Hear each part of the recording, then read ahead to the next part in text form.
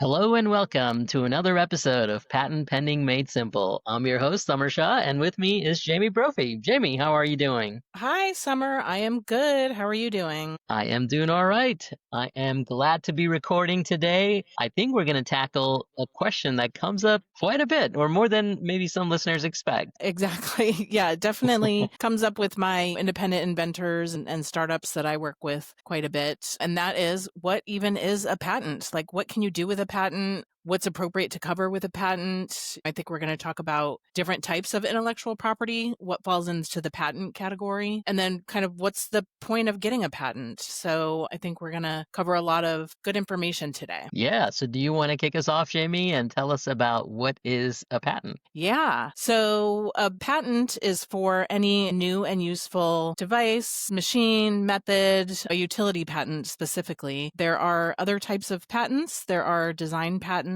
and plant patents. A plant patent is for if you develop a new plant. I've never in my career worked on a plant patent. And then a design patent is for, it covers the ornamental design of something. When we think about patents, we normally think about utility patents. That's the third type of patent that covers a new and useful machine, method, device. So yeah, just kind of in a nutshell, overall, that's what a patent is for. Do you have anything to add to that, Summer? No, I think that's great. Yeah, like from a really legal perspective, it is a legal document that is filed with the patent office, right? And it initiates protection for an invention. I think it's kind of the most basic way of thinking about it. I'm glad you talked about the different types of patents because that's important as well. They govern, or there are rules governing what type of patent applications protect and how they protect it. And then the only other thing I would add to that, Jamie, is the provisional and the non-provisional. I mean, we've talked about that ad nauseum here on this podcast, but a provisional application is a lightweight utility application. It allows you to kind of save the date, if you will, for your invention. And the non-provisional is the more formal patent application that gets examined by the patent office. But both of those are genres or versions of a utility patent application. Yes, that's right. And then the non-provisional specifically is the one that can end up going through the patent examining process and hopefully become a patent in the end. The provisional patent application, that one it never gets examined. It never becomes a patent. It's mainly, a placeholder for your filing date. That's right. And when we talk about patents, it's kind of easy or hard to talk about them in the abstract in many ways, but maybe we can compare and contrast just a little bit from what kind of protection or what kinds of things can you patent or protect with a patent and what kind of things can you not. So the one that gets a lot of clients confused is trademarks, right? Like patents, sometimes they have a trademark that they want to protect and they say, hey, I want to file a patent on this thing. Should we talk about that next, Jamie? Yeah, sure. Yeah, a trademark will just protect a logo or a word or a phrase like a brand name. And sometimes patent protection is not available because invention doesn't kind of meet the criteria of the being novel and non-obvious to get a patent. So sometimes your best option is to get trademark protection so that you can trademark your specific brand, your specific logo, and then people would associate your brand with that product. So yeah, there's other types of intellectual property, which I'm sure we'll go over. But yeah, I think overall, that's kind of the general difference between the patents and the trademarks. Yeah, no, I think that's great. I don't have anything to add to that. So I'll just go to those other buckets or categories of intellectual property. So broadly speaking, there's different types of intellectual property protection, right? So things that protect items that came out of the human brain, right? Intellectual property, not physical property. But there's patents, as Jamie said, they protect inventions. There are trademarks that protect logos, brand names, and brand identity. There are copyrights, which protect artistic works of art. And then there are trade secrets, which protect pretty much anything that you could keep under a lock and key or something that you can keep a secret. Those things are protected by a trade secret. And then the final bucket here is also contracts, although they don't generally protect intellectual property in a way that other things do. But you could write up contracts that protect your rights, right? Like a non disclosure agreement or a confidentiality agreement or an agreement to assign inventions to others. So contracts play a prominent role in the world of intellectual property as well. I think maybe we should talk, I don't know, Jamie, do you think we should talk about some of these things in a little bit more detail, or is that sufficient from distinguishing what is a patent and what is not a patent? Yeah, I think that's sufficient. I don't really have anything to add to that. Our practice focuses on on patents. So when people come and ask us about those other things, we usually refer them to somebody else that specializes in those things. But yeah, we focus primarily on, well, exclusively on patents, and that's the focus of this podcast as well. So I think that's a good overview. I don't really have anything else to add to that, but yeah, if you have Yeah. anything else to add, Summer, please go ahead. Well, let's see. I will add just a little bit of fun here. The legal nerd inside of me cannot help myself. But trademarks will very commonly protect logos and brand names, but they can actually protect a whole lot more. So this is my favorite part of my trademark class, but you can protect smells with a trademark. So there's some famous trademarks on smells are like the Great American Cookie Company has trademarked that smell of cookies that you smell sometimes walking through a mall. Subway has trademarked its smell the bread, so on and so forth. So you can protect smells. You can protect sounds. Famously, Bic, the pen company, has trademarked this the clicking noise that the pen makes. That is protected. You can even protect colors, right? So Target has protected their red color, Coca-Cola has protected the red color, and you can also protect actions. So famously, Lamborghini has trademarked their kind of suicide doors that open and close in a certain way. So there's all sorts of things you can protect with a trademark, not just the logos and names. So I'll leave our audience with that bit of trivia here. Yeah, that's cool. I didn't know about all of those different options. That's pretty cool. Yeah. So hopefully it is interesting to somebody and it comes in handy on trivia night or something. Yeah. So, yeah, I mean, getting back to patents, I think a question that I frequently get, I don't know about you and your practice, Summer, is I often ask my clients when I first meet them, like, why do you want to get a patent? What's your goal with your patent? And frequently the answer I get is that they want to prevent other people from copying their invention. So, and the patent doesn't quite do that. Like, in order to do that, you have to enforce your patent rights. So, Summer, what do you say when people say that they want to get a patent to prevent others from copying them? Yeah, we have long conversation about that.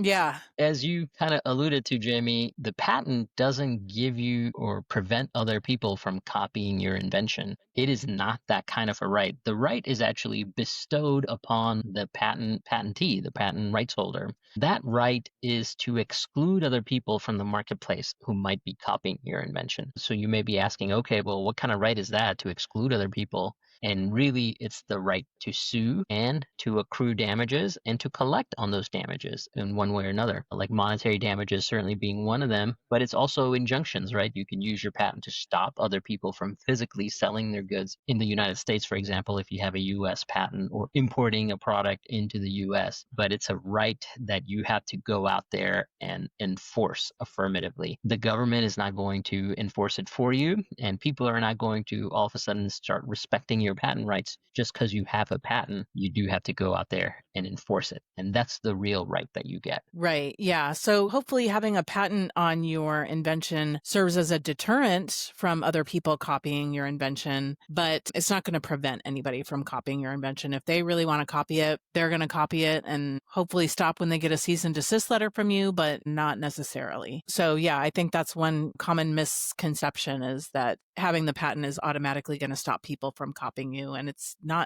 not necessarily the case. That's right.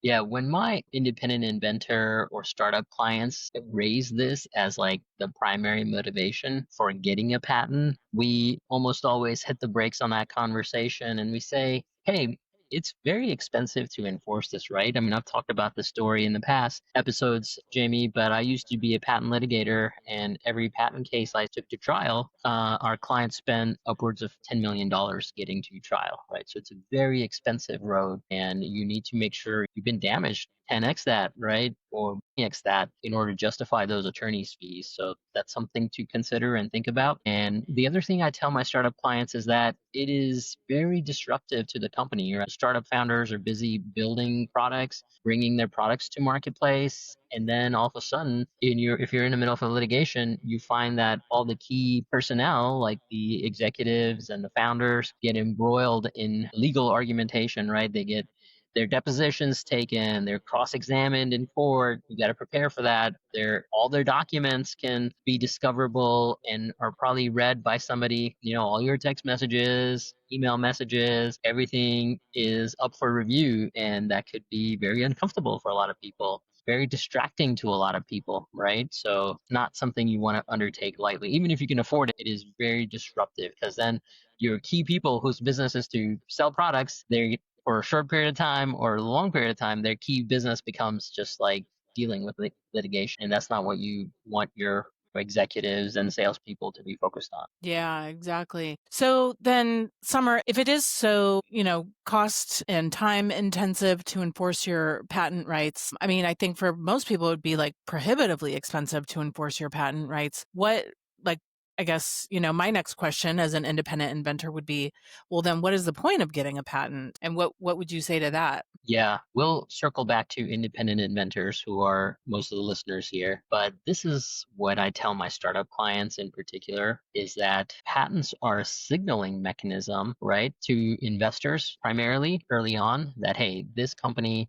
they have their act together. Like they figured out what is important from an IP perspective in this company, and they're not going to let IP assets just walk away out of the company, right? So for investors who are investing in a company or a startup, that is a pretty critical key factor, right? That, hey, the company is spending all this time and money to build intellectual property. That intellectual property is not just going to walk away at the end of the door at the end of the day. So that's the number one factor is helping you raise that capital, attract investors, and often it helps you raise capital at a much higher valuation than you could have without patents.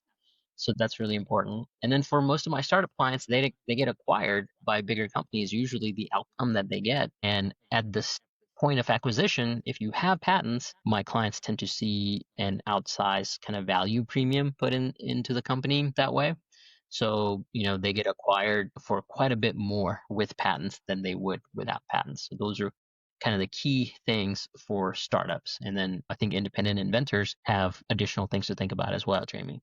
Yeah, yeah. That's good to know. So, yeah, I mean, even if you're not in a position to necessarily enforce those patent rights, your patent still provides some kind of, oh my gosh, what's the word I'm thinking of? Value to your company and your Mm-hmm. business. Yeah. And I think for independent inventors, I think the benefit of having a patent is that you can find potential licensees. You have that protection in place while your patent application is pending to find manufacturers or investors or potential licensees. So I think that's some of the benefit for independent inventors for having a patent or a patent application. Do you have anything else to add, Summer, about independent inventors? Yeah, I think that is really nice. Licensing is kind of the key part of this for independent inventors, like you said, because this is what happens. An inventor will go to a company and say, hey, I want to license my idea to you. I think it'll be mutually beneficial. And then the company on the other side, their whole job is to negotiate this license down, right? So they want to pay as close to $0 as possible. So they will come back and say, well, why should we pay you, right? We'll just make our own and we won't have to share any revenue with you. And a patent is your first line of defense against that line of reasoning, if you will. But also, they will just try to beat you down on your kind of licensing rate. Not every company is going to do this, but this is just what lawyers do. They try to find ways as to why pay you less, and patents are a great shield against that. And say, hey, yeah, all this.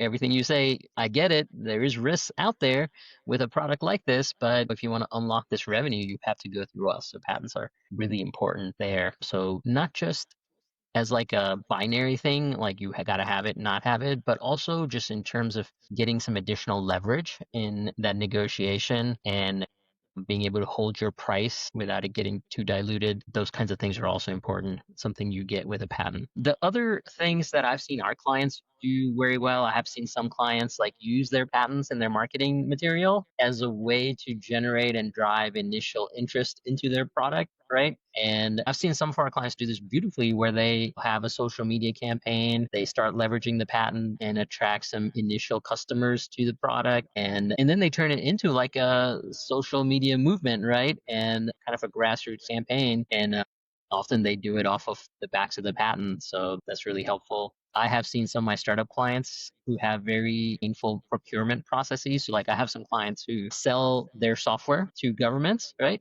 And governments have a bidding process, a proposal requirement process where everybody has to submit their proposal, and then the government officials will deliberate on those proposals and RFPs and make a choice, select a vendor from that list. And having patents is hugely valuable to some of my clients where they are able to use the patents as a way to win the RFP and they can distinguish themselves from their competitors. So it can also help with the sales process. Yeah, absolutely. That's good to know. So, yeah, I mean, I think we've done a good job of talking about like what is a patent, what can you do when you get once you have that patent. I think, an important thing to mention after listening to this episode, it's a good idea to have your goal in mind when you apply for your patent. Like, what do you think you want to do with your patent once you get it? And I know we've talked about that in previous episodes. So, but yeah, I think we've done a good job of giving an overview of what is a patent. Do you have anything else to add, Summer? Yeah, one thing that maybe we can do here for just a couple of minutes, Jamie, is just talk about common misconceptions. So I'll kick us off here, but this is one that always puzzles me and makes me scratch my head a little bit. But I have sometimes people call the office and they're like,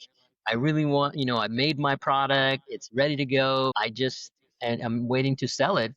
So I'm waiting for the patent to go through. And I'm like, well, you don't like a patent doesn't give you the right to sell anything, right? You don't Yeah. need a patent to sell things. In fact, at least in the United States, we encourage you to sell things, right? And get revenue and information from the market, but it's not a right to sell anything at all. Yeah, that's a great point. I get that a lot as well. People are waiting for their patent to issue before they start marketing and selling their invention. And the patent process takes a really long time. I mean, years, it could take years. So, yeah, I always encourage them to go ahead. You have patent pending status. It's great to go ahead and start making and selling your invention. I think the hesitation is, well, what if my patent never issues and I end up putting this product on the market and then I end up not having patent protection? What do you say to those people, Summer? Yeah, it's one of those things where, what is the quote? Like, it's better to have love and loss than never to have whatever. I'd much rather sell something and be successful selling it and make money from it than never have sold anything without patents, right? So, yeah, like that's not great because you lose out on the opportunity for all the things that we talked about that are benefits of getting a patent. But being able to sell a product, make a bunch of money from it, take that as a fallback position if I can't get a patent. Yeah, absolutely. I think another misconception that I'll talk about is once your patent issues, you have the exclusive right to make and practice that invention, but it doesn't necessarily mean that you're not infringing on somebody else's invention. So we've done a whole other episode about patentability versus infringement. If you want more information about that, you can listen to that episode. Yeah, just because you have the patent, that doesn't mean that you won't be infringing on somebody else's if you practice your invention. Do you have anything to add to that, Summer? That's such a good one. I just had this conversation the other day with somebody who was using Patent Pending Made Simple. We have this search tool and they went through the search results. They were like, yeah, this is amazing. But at the end of it, they were like, but how do I know if I'm infringing somebody else's patent? It's like, well, the way you would figure that out is called a freedom to operate analysis. Without that, which can be very expensive, without that, you don't really know. Even after you do a freedom to operate analysis, you don't actually know. So there is some risk in terms of how our patent system is set up, right? And some would call it antiquated in that respect. But there's always going to be a risk, I think, that you infringe somebody else's patent, barring a really high quality freedom to operate searches and analysis. But even then, I don't think the risk ever goes down to zero. That's just the reality of the patent process, and there have been legal reforms that have tried to curb some of these challenges, but it is an artifact of the way our legal system is set up, our patent system is set up, that there will always be some uncertainty about whether you infringe a patent or not. Yeah, absolutely. Do you have any other misconceptions that you have in mind that we should talk about, Summer? I'll do the last one here.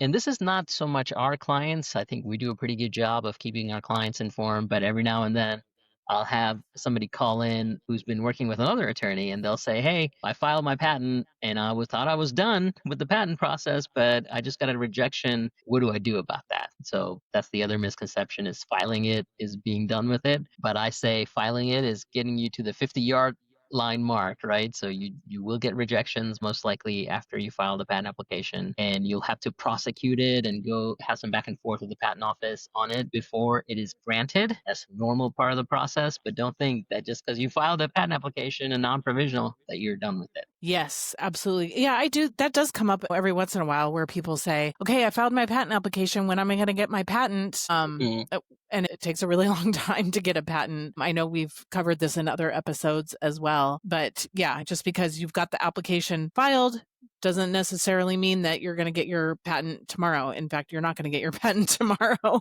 It takes a really long time to go through that prosecution process at the patent office. Read a statistic recently that, like, and we already know this, but 85 to 90% of patent applications get rejected. mm, And as we've talked about in other episodes, you have a chance to respond to those rejections. And that's the whole patent prosecution process. But they're most definitely going to have to go through some rejections, some back and forth with the patent office before your patent issues. mhm.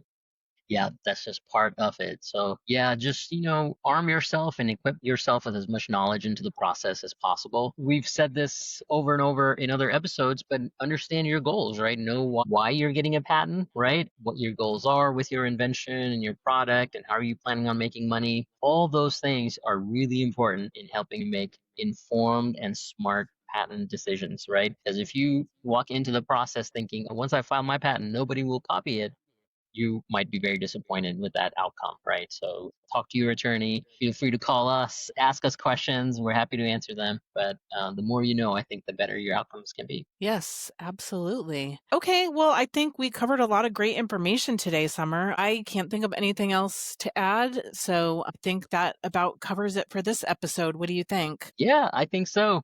Thanks again, Jamie.